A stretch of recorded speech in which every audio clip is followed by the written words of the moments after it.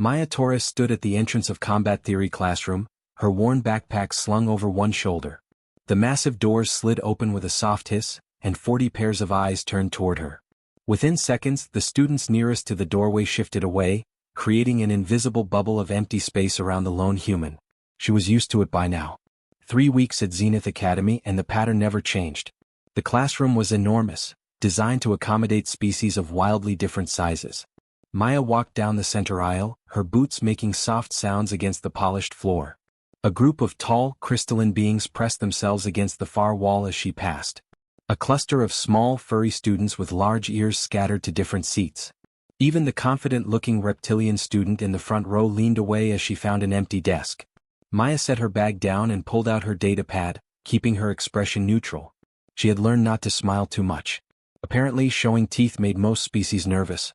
Professor Kel-9 entered through the instructor's portal, his 4 arms carrying various teaching materials. The Zenith was one of the few faculty members who treated Maya like any other student. His scaled face showed no fear, only the calm professionalism of someone who had seen real combat. "Settle in, everyone," Kel-9 said, his voice carrying easily through the room. "Today we continue our discussion on threat assessment across different galactic environments." Maya activated her data pad and began taking notes. This was why she had come to Zenith Academy. Earth had only joined the Galactic Coalition 3 years ago, and humanity was still learning how the rest of the galaxy operated. The Coalition military structure, defensive strategies, diplomatic protocols, all of it was new. "Let us review planetary danger classifications," the professor continued, pulling up a holographic chart. "These ratings determine not only environmental hazards but also the adaptive capabilities of species that evolve there. Can anyone tell me the average classification for Coalition homeworlds?" A student with blue skin and delicate features raised one hand. "Class 3, Professor." "Correct. Most spacefaring civilizations emerge from Class 2 to Class 4 worlds. Moderate challenges, stable climates, predictable ecosystems."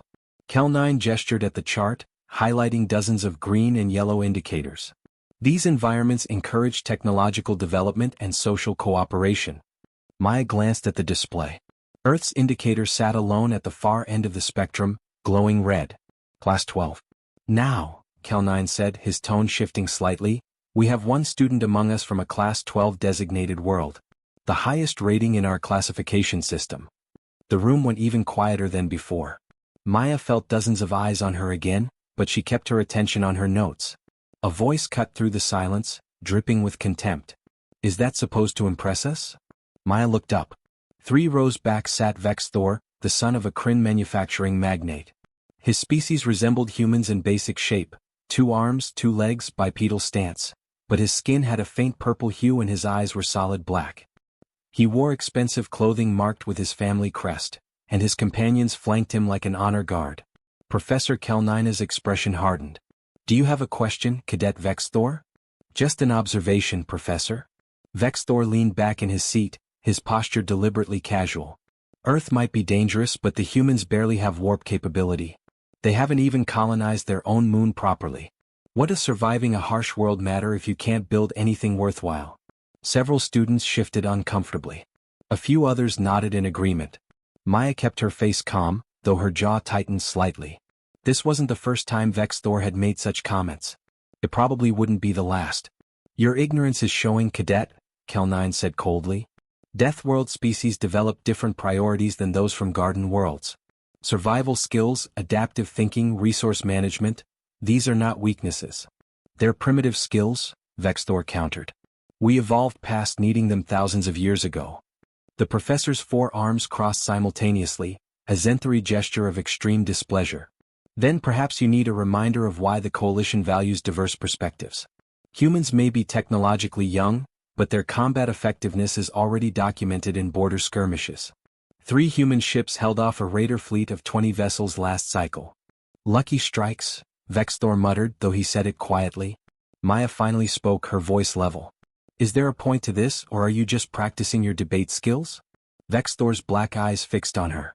"The point, Deathworlder, is that you don't belong here. Zenith Academy trains real warriors, not animals who happen to stumble into space travel." The room went absolutely silent. Maya slowly closed her data pad and stood up. For a moment, the nearby students actually flinched. Then she simply gathered her materials and moved to a different seat, further from Vex'thor. Enough, Professor Cal9 said sharply. Cadet Vex'thor, you will report to my office after class. The rest of you pay attention. The lecture continued, covering tactical advantages of different terrain types and environmental adaptations. Maya took detailed notes, ignoring the occasional glances from other students.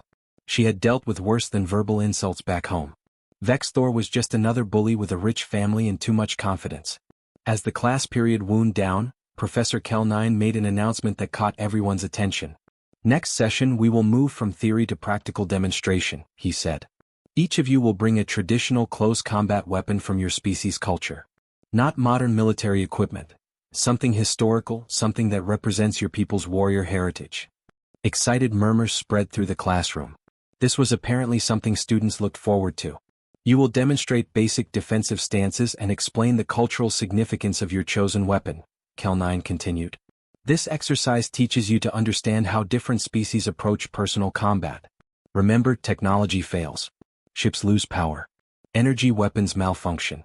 But the principles of close combat remain constant across all civilizations. Maya made a note on her datapad. She already knew which blade she would bring. Dismissed, the professor said. Cadet Vex'thor remained behind. Students filed out quickly, chattering about what weapons they would select. Maya packed her bag and headed for the door. Hey Deathworlder, a voice called. She turned to see one of Vex'thor's friends, a stocky alien with gray skin. He sneered at her. Better bring something impressive. Wouldn't want to embarrass your whole species with a primitive tool. Maya gave him a small smile, no teeth showing. I'll bring what works. As she walked through the corridors of Zenith Academy, Maya couldn't shake a feeling in her gut. The same instinct that had kept her alive during survival training back on Earth. The same sense that warned her when something dangerous was approaching. Vex'thor wasn't done. This weapon demonstration wasn't going to be just a cultural exercise. It was going to be a confrontation. And Maya would be ready. Maya spent the next 2 days in the Academy library, researching galactic weapon traditions. The massive digital archive contained thousands of entries, each documenting different species' combat histories. What she found surprised her. The Zenith ceremonial blade was never sharpened. It was made of decorative metal alloys designed to catch light during ritual dances. The Quellan fighting staff was hollow and filled with bells that chimed during practice forms. The Torvin crystal sword could cut through steel, but its wielders trained for decades in precise, choreographed movements meant for formal duels with strict rules. These weren't weapons designed to kill. They were art pieces. Symbols of heritage and cultural pride. Maya sat back in her chair, processing this information. On Earth, weapons evolved from one purpose: survival. Ancient humans created spears to hunt and defend themselves from predators. Knives served to prepare food and fight enemies. Swords won battles and protected families. Every weapon in human history had been born from necessity, not ceremony. She watched a training video of Kryn blade dancers performing in perfect synchronization. Their movements were beautiful, flowing like water, each strike and parry rehearsed to perfection. But Maya noticed something else. None of them protected their center mass. Their stances left vital areas exposed. The patterns were predictable. They had never fought for their lives. Looking at dance videos now? A small voice asked. Maya turned to see Pip, her roommate, hopping up onto the adjacent chair. The Quellan was barely 3 feet tall, covered in soft gray fur, with large ears that twitched constantly. She looked like a rabbit that had evolved into a person. Research, Maya said. Trying to understand what Professor Cal9 expects for the demonstration. Pip's nose wrinkled with concern. You should be careful, Maya. Vex'thor has been talking about you. I know. He talks about me in every class. No, I mean really talking. In the dining hall, in the dormitories, everywhere. Pip's ears flattened against her head. He is telling everyone that humans are dangerous animals who got lucky with technology. He says Earth should never have been accepted into the coalition. Maya felt a familiar tightness in her chest. Anger carefully controlled. Let him talk. His family is very powerful, Pip continued nervously. His father owns weapons manufacturing facilities on 6 worlds. Vex'thor has connections to the Academy board. Some students say he can do whatever he wants without consequences. Then those students should stand up to him instead of being afraid. Pip looked down at her small paws. Easy for you to say. You are from a Deathworld. You are not afraid of anything. Maya almost laughed. I'm afraid of plenty of things, Pip. I'm just better at not showing it. The Quellen's ears perked up slightly. What weapon will you bring to class? A knife. Simple steel blade. My grandfather carried it. Is it ceremonial? No, Maya said quietly. It is real. That evening, Maya visited the Human Embassy, a small building on the edge of the Academy campus. Ambassador Chin sat in his office, reviewing diplomatic reports. He was in his 60s, with gray hair and tired eyes that had seen too many difficult negotiations. Maya, he greeted her with a warm smile. How are your studies going? Fine, sir. I wanted to ask for advice. Chin gestured to a chair. About? Maya explained the upcoming demonstration and Vex'thor's behavior. The ambassador listened carefully, his expression growing more serious. You represent more than yourself here, Chin said when she finished. Every action you take reflects on Earth and humanity. The coalition is watching to see if we can integrate peacefully. I know, sir. But, Chin continued, his tone shifting, you also have the right to defend yourself and your dignity. Vex'thor is testing you. If you show weakness, it confirms his prejudice. If you overreact, it confirms different prejudices. So what should I do? Chin stood and walked to his window, looking out at the alien architecture of the Academy. Other Deathworld species respect us, Maya. The Korthax, the Vren, even some of the Zenith warriors. Do you know why? Because we survived Earth? Because we survived Earth and remained civilized. We did not become monsters despite living in a monstrous environment. That balance, between capability and restraint, that is what makes humans valuable to the coalition. He turned back to her. Show them what you are capable of. But also show them you choose when and how to use that capability. Maya nodded slowly, understanding. And Maya, Chin added, be careful. Wealthy bullies do not like being challenged. Vex'thor will not stop at words if he feels threatened. She left the embassy as the artificial sun began its evening cycle. The academy grounds were beautiful in the fading light, with students from 100 species walking between buildings, studying together, laughing together. This was what the coalition represented, different worlds, different peoples, learning to coexist. But Maya had read enough history to know that coexistence required mutual respect. And respect sometimes had to be earned the hard way. Back in her dorm room, she opened her personal locker and removed a small case. Inside, wrapped in cloth, was her grandfather's knife. He had carried it during his military service, and before that, his father had used it for wilderness survival. The blade was 6 inches long, fixed to a handle wrapped in worn leather. No decorations. No engravings. Just honest steel and practical design. Maya held it carefully, feeling its weight. This blade had gutted fish, carved shelters, cut rope, and yes, drawn blood when necessary. It was a tool first, a weapon second. But it was very, very good at both jobs.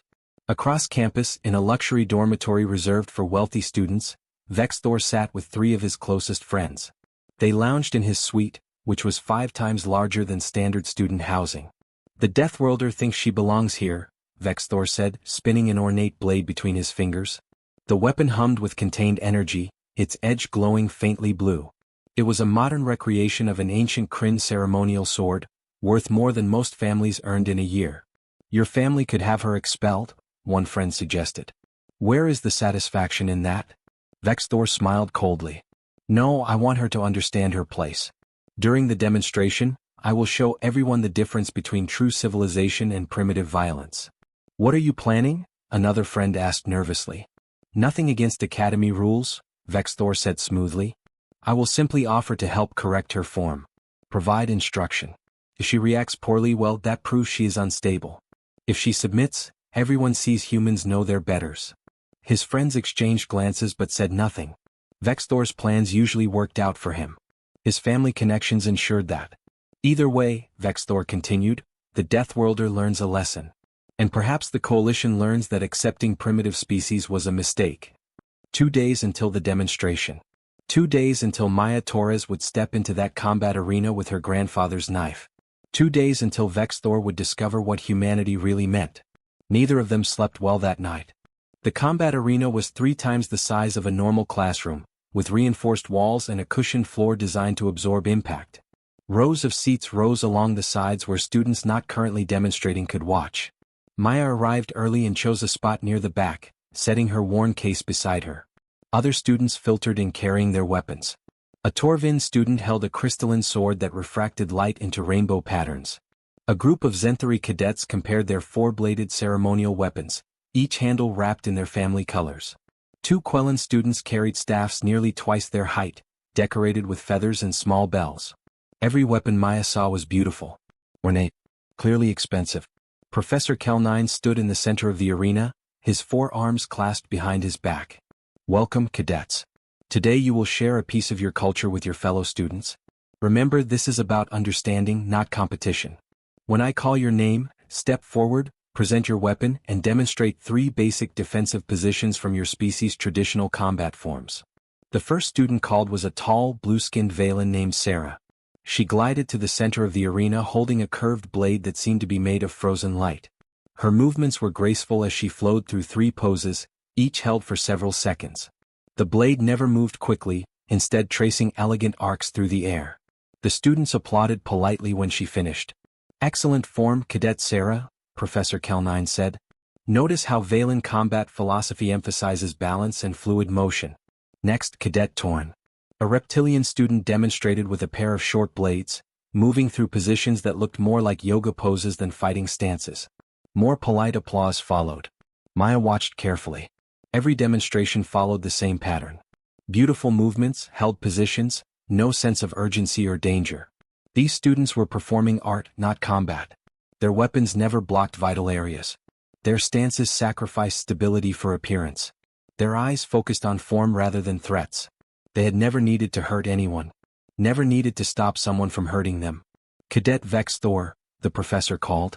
Vex'thor strode into the arena like he owned it. He wore a fitted training suit that probably cost more than Maya's entire wardrobe. In his hand, he carried his family's ceremonial energy blade. The weapon hummed softly, its edge glowing with contained power. 3 of his friends, Kale, Dorn, and Rix, moved to better viewing positions near the arena floor. Maya noticed they spread out, occupying different angles of the room. She filed that observation away. The Kryn blade dance has been performed for 3,000 years, Vex'thor announced, his voice carrying to every corner of the arena. It represents the unity of strength and art, power and grace. He began his demonstration. Maya had to admit he was skilled. His movements were precise and controlled. The energy blade traced complex patterns in the air, leaving faint trails of blue light. He spun, stepped, pivoted, and struck at invisible opponents with rehearsed perfection. It was impressive. It was also completely impractical. Every spin left his back exposed. Every dramatic strike committed too much weight forward. Every held position gave an opponent time to react. The blade dance assumed a single opponent who would politely wait their turn to attack. The students applauded enthusiastically when Vex'thor finished. He bowed slightly, soaking in the admiration, then remained in the arena rather than returning to his seat. Professor Kel-9 consulted his datapad. Cadet Torres, you are next. Maya picked up her case and walked down to the arena floor. The applause from Vex'thor's performance faded as students craned their necks to see what the human would present. Whispers spread through the crowd. She opened the case and removed her grandfather's knife. The blade was simple steel, the handle wrapped in old leather, the whole thing showing signs of use and age. Compared to the ornate weapons that had been displayed, it looked crude, primitive. Someone in the crowd actually laughed. Maya held the knife comfortably in her right hand and faced the professor. This is a fixed-blade knife. Humans have used tools like this for thousands of years for hunting, survival, and defense. The design has not changed much because it works. She moved into a basic defensive stance. Knees slightly bent, weight centered, knife held low and ready. Her left hand up to protect her face and create distance. Her eyes scanning for threats. It was not beautiful. It was not artistic. It was functional. This position protects the body's vital areas while maintaining mobility, Maya explained. The knife is held low to avoid telegraphing attacks and to enable quick upward strikes too. Wait, Vex'thor interrupted, his voice loud. That cannot be correct form. Professor Kel-9's expression hardened. Cadet Vex'thor, you are out of turn. But Professor, look at her stance. It is all wrong. Too low, too tense. This is what happens when primitive species try to mimic real warriors. Vex'thor stepped closer to Maya, his energy blade still active in his hand. Perhaps I should provide correction. For educational purposes. Maya's jaw tightened. She could feel the shift in the room's atmosphere. This was not about helping. This was about humiliation. That will not be necessary, Professor Kelnine said firmly. Cadet Torres is demonstrating her culture's methods, not requesting instruction. But surely we want her to learn proper technique, Vex'thor continued, moving to Maya's right side. His movements seemed casual, almost friendly. But his positioning was deliberate. Here, Deathworlder, let me show you how a real warrior holds a blade. Kale, Dorn, and Rix had moved from their viewing positions. They now stood at different points around the arena floor, forming a loose triangle with Maya at the center. Vex'thor completed the fourth point of a surrounding formation. Maya's breathing stayed calm, but her muscles tensed. She recognized this pattern. Pack hunters. Predators establishing position before an attack. The other students sensed something wrong. The casual atmosphere of the demonstrations vanished, replaced by tension. Pip clutched her staff nervously in the front row. Several students leaned forward in their seats. Cadet Vex'thor, return to your position, Professor Kelnine commanded, his forearms unfolding. Now. I am just trying to help, Vex'thor said innocently. He stepped even closer to Maya, his blade held as if to demonstrate a grip correction. After all, we cannot have her embarrassing herself in front of everyone with improper form. His black eyes locked onto Maya's brown ones. The friendly pretense dropped for just a moment, revealing cold malice underneath. So let me show you, Vex'thor said, his blade rising toward Maya's space, exactly how this should be done. His three friends shifted their positions slightly, tightening the circle. 4 against 1. Armed. Coordinated. Confident. And then Maya smiled. It was not a friendly smile. Not a nervous smile. It was the smile of someone who had just recognized prey pretending to be predators. Several students in the front row actually gasped. Because in that moment, they saw something they had never seen before in Zenith Academy's polished halls and civilized classrooms. They saw a Deathworlder. Time seemed to slow down. Maya's smile was not the polite expression she usually wore in the academy hallways. This smile showed teeth. It was the same expression her ancestors wore when facing down predators on the African savanna. The same look human soldiers gave enemies across battlefields throughout history. A warning that said, I see what you are doing and I am not afraid. Vex'thor's confident expression flickered for just a moment. Something in his ancient instincts recognized danger, even if his conscious mind refused to believe it. He moved his blade closer, still pretending this was about instruction. You see, the grip should be. Maya moved. What happened next took less than 3 seconds, but to everyone watching, it felt like witnessing a natural disaster. Fast, brutal, unstoppable. Her left hand shot up and caught Vex'thor's wrist, redirecting his energy blade away from her body. At the same instant, she stepped forward into his space, destroying his balance. Her right leg hooked behind his knee. Her knife hand rose, the blade's edge moving toward vulnerable points with terrifying precision. Vex'thor tried to resist. His training kicked in, the 1,000 hours of blade dance practice, the elegant forms, the ceremonial techniques. He attempted a counter-move from the traditional Kryn style, a spinning deflection that should have created distance. Maya ignored it completely. She did not fight like he expected. There was no dance, no form, no honor. Just pure efficiency. Her grip on his wrist twisted. Art. The specific angle and pressure targeted nerves that existed in most humanoid species. Vex'thor's fingers spasmed involuntarily. His expensive energy blade clattered to the arena floor, its hum dying as it deactivated. He tried to step back to regain balance. Maya's leg sweep prevented it. His knee buckled. His body tilted backward. And then Maya was behind him, one arm wrapped around his throat in a control hold, her knife pressed against the side of his neck. Not cutting. Not even close to breaking skin. But positioned exactly where the major artery pulsed beneath purple flesh. Vex'thor froze, his eyes wide with shock. The entire arena went silent. Kale, Dorn, and Rick stood motionless, their own weapons half-raised. They had been moving to support Vex'thor, but everything happened so fast they never completed their first step. Now they stared at their friend, held helpless by the human girl they had mocked. Maya's breathing was calm. Controlled. She was not even winded. I could have gone for your eyes first, she said quietly, her voice steady. Or the inside of your elbow where the ligaments tear easily. Or your knee which bends backward with enough force. Or any of the dozen other points on your body that evolution made vulnerable. Vex'thor tried to speak but only managed a strangled sound. But I chose not to, Maya continued. Because I am not an animal. I am a human being who understands the difference between capability and choice. She released him carefully, stepping back and lowering her knife. Vex'thor stumbled forward, caught himself and spun around. His face showed a mix of rage, fear and humiliation. His hand went to his throat, feeling the spot where her blade had rested. You attacked me," he gasped. "No," Professor Kel'Nine's voice cut through the arena like a blade. "You invaded her demonstration space with a drawn weapon and 3 accomplices in supporting positions. What Cadet Torres just displayed was a textbook defensive response." The professor's forearms crossed, his expression severe. In fact, she showed remarkable restraint. A true attack would have resulted in significant injury. Vex'thor looked around desperately, seeking support from the watching students. He found none. Even his friends Kale, Dorn, and Rix were slowly backing away, distancing themselves from the situation. Maya extended her hand toward Vex'thor. "Are you hurt?" He stared at her outstretched hand like it was a snake. "Do not touch me, Deathworlder." "I apologize if I misunderstood your intentions," Maya said calmly. "I thought you were attacking me. If you were genuinely trying to help, I am sorry for the confusion." It was a perfectly polite statement.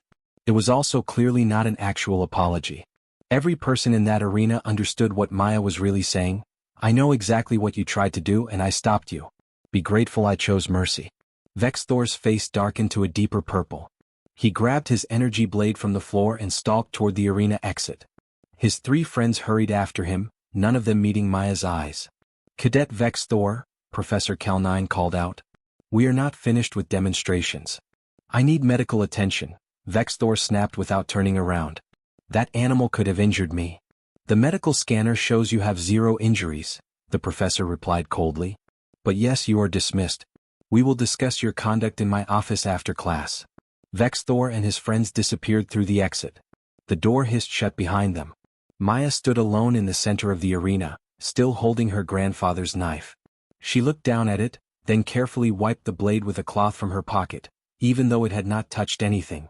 She slid it back into its sheath with practiced ease. The watching students began to whisper, then talk. Then several began to clap. Not the polite applause from earlier demonstrations. This was genuine, impressed acknowledgement. Professor Kel'Nine raised one hand and the noise quieted. "What you just witnessed, cadets, is the fundamental difference between ceremonial combat and survival combat." He walked to where Maya stood. "Cadet Torres, would you explain your actions?" Maya took a breath, organizing her thoughts. On Earth, combat is not about beauty or tradition. It is about staying alive. Every human child learns basic threat assessment because our world demands it. We have predators that hunt in packs. We have natural disasters with no warning. We have environments that kill the unprepared. She held up her knife. This blade represents thousands of years of humans learning to survive. Not by being the strongest or the fastest, but by being adaptable. By recognizing threats. By responding with appropriate force. "And what force was appropriate here?" the professor asked. "Enough to stop the threat without causing permanent harm," Maya answered. "Vex'thor believed he could intimidate me because I am from a primitive world. But survival is not primitive. It is the foundation of everything else."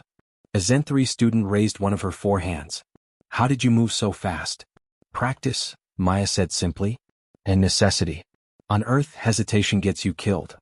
"But you did not kill," a small Quellan student pointed out. "You could have, but you stopped." Maya nodded. "That is the most important lesson from Earth. We learned violence because we had to. But we also learned when not to use it. Restraint is harder than action. Control is harder than chaos. Any animal can lash out. Only intelligent beings can choose mercy." Professor Kel'Nine placed one hand on Maya's shoulder. "Excellent demonstration, Cadet Torres. You may return to your seat." As Maya walked back to her spot, students parted to let her through. But this time it was not fear in their eyes. It was respect. Professor Kel'Nine did not continue with more weapon demonstrations. Instead, he asked Maya to remain standing in the center of the arena while the other students gathered closer. The atmosphere had completely changed. Fear had been replaced by intense curiosity. "Cadet Torres," the professor began, "you mentioned that every human child learns threat assessment. Please explain what you mean by that." Maya shifted her weight, uncomfortable being the center of attention. But she understood this was important. These students needed to understand Earth and, by extension, understand humanity. "Earth is classified as a Class 12 Deathworld," she started. "Most of you come from Class 2 to 4 worlds. The difference is not just numbers. It is about daily reality. She gestured to a Valen student in the front row. On your homeworld, what is the most dangerous native animal? The student thought for a moment. The cliff serpents. But they only live in remote mountain regions. Most people never see one. On Earth, Maya said, we have animals that can kill humans in every environment. In the oceans, on land, in rivers, even in our homes. Sharks, bears, lions, crocodiles, venomous snakes, spiders, scorpions. We have weather patterns that destroy entire cities. Earthquakes that swallow buildings. Diseases that spread through populations. A Zenith student raised 2 hands.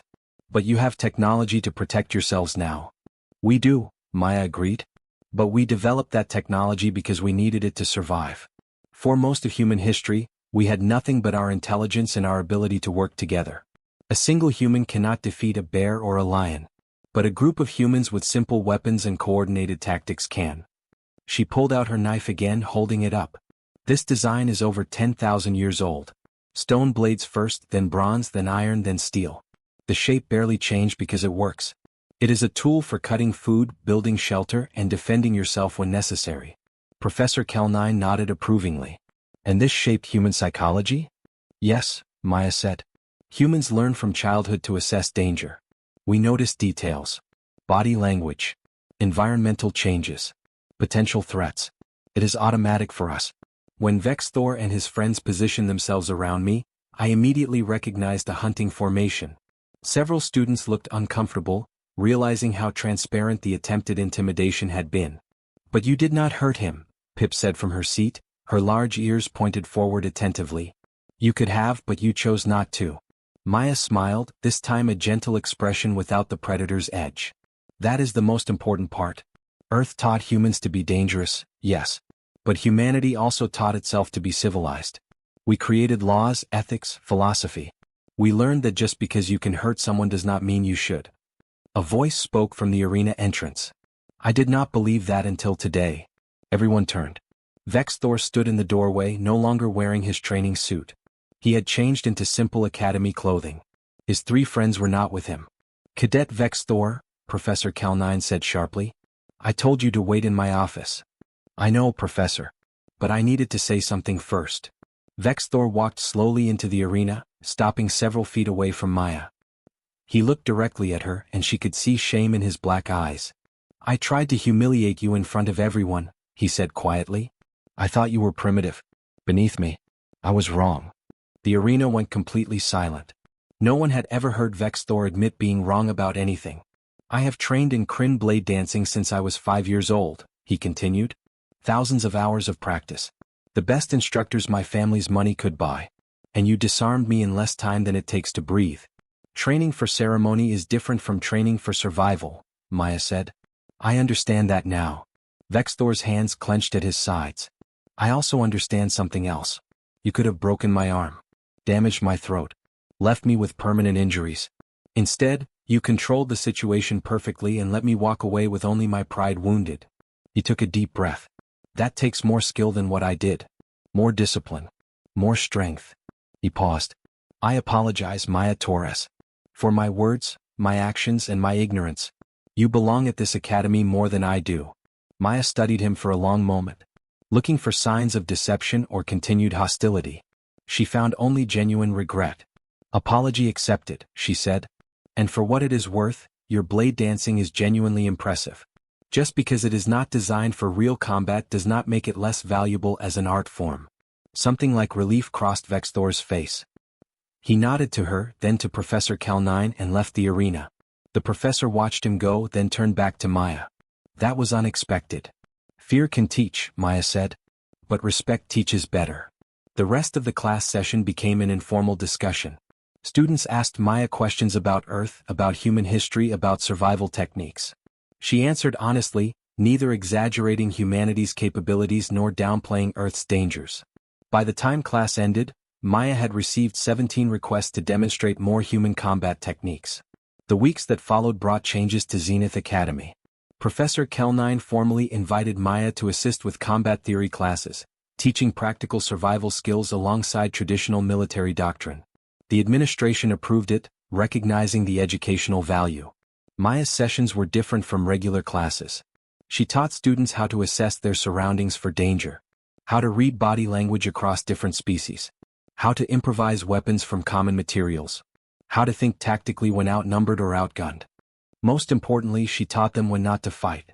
Violence is a last resort, she told a class of 30 students from a dozen different species. Every fight you avoid is a victory. Every conflict you resolve with words instead of weapons is a success. Combat skills exist so you have choices, not so you have to use them. Pip became one of her most dedicated students, despite being from a species that had never developed warrior traditions. My people survived by hiding and running away, the small Quellan explained. But you are teaching me that survival has many forms. Even Vex'thor attended some sessions, though he sat in the back and rarely spoke. Maya noticed he no longer mocked other species or boasted about his family's wealth. The experience had changed him. One evening, Ambassador Chin visited Maya in her dorm room. I have been hearing interesting reports about you, he said with a smile. Good or bad? Maya asked. Remarkable, he replied. You are doing more for human galactic relations than a dozen formal diplomatic conferences. Students are learning that Deathworlders are not monsters. They are people who face different challenges and develop different strengths. I just showed them what Earth taught me, Maya said. Exactly. And in doing so, you showed them what humanity can offer the coalition. Not just military strength but a perspective shaped by real adversity. The ability to face danger and remain civilized. The discipline to choose restraint over violence. Chin stood to leave, then paused at the door. Your grandfather would be proud. That knife he carried taught more than just combat skills. It taught wisdom. After he left, Maya sat at her desk and looked out at the academy campus. Alien students walked between buildings under artificial stars. Different species, different worlds, different experiences. All learning to understand each other. She thought about Earth, dangerous and beautiful, the home that had shaped every human who ever lived.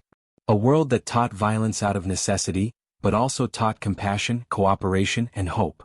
Maya picked up her data pad and began writing lesson plans for next week's survival skills class. She had a lot more to teach. And even more to learn.